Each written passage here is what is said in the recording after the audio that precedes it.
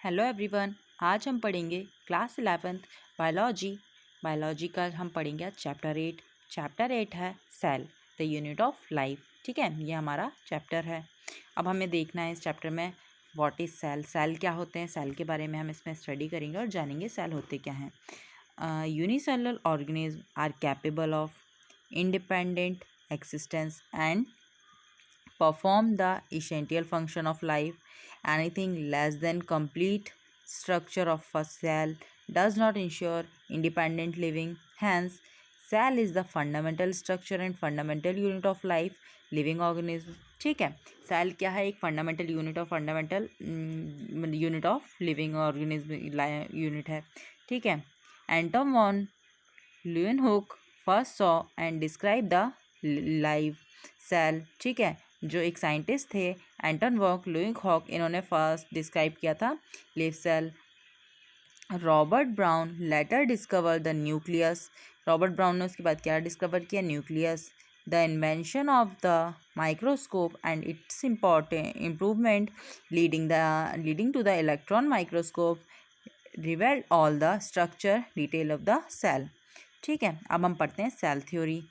In 1838 Mittens Schedinth, a German botanist, examined a large number of plants and observed that all plants are composed of different kind cell which form the tissue of the plant. ठीक है, at about the same time Theodore Schempp 1839, a British zoologist, studied different type of animal cell.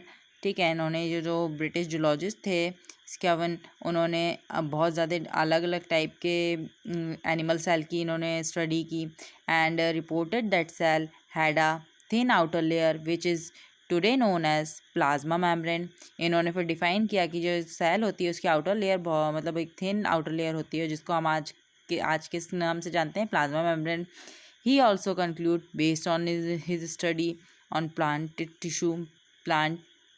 tissue that the presence of cell wall in unique characters of the plant cell. On the basis of this, Scavin proposed the hypothesis that the body of animal and plant composed of cell and product of cell. ठीक है, अब इसमें हमने function of an organism as whole in rest of the activity and introduction of the continuous cell. ठीक है,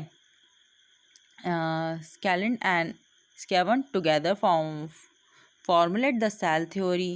The theory, however, did not explain as to how new cells are formed.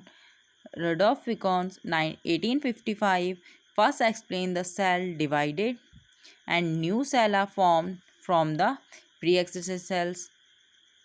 He modified the hypothesis scaled and Scomp to give the cell theory a final shell shape. Cell theory are as understood today. ठीक है, all living organism are compose of cell and product of cell. सारे living organism किस चीज़ से बने रहते हैं? Cell से और सेल के प्रोडक्ट से। ठीक है, all cell arise from pre existing cell. All cell are basically similar in structure and function. जो सारे सेल होते हैं बेसिकली सिमिलर स्ट्रक्चर और उनके फंक्शन में सिमिलर होते हैं। ठीक है, हमने आज पढ़ा सेल थ्योरी। अब हम नेक्स्ट क्लास में पढ़ेंगे एन ओवरव्यू ऑफ सेल। ठीक, अब आप हमें बताएंगे कि आपने सेल थ्योरी में क्या पढ़ा, आप इस चीज़ को बताएंगे और इसको हम हमारी फेयर कॉपी में राइट करके इसके नोट्स बना के आप हमें सेंड करेंगे। Thank you.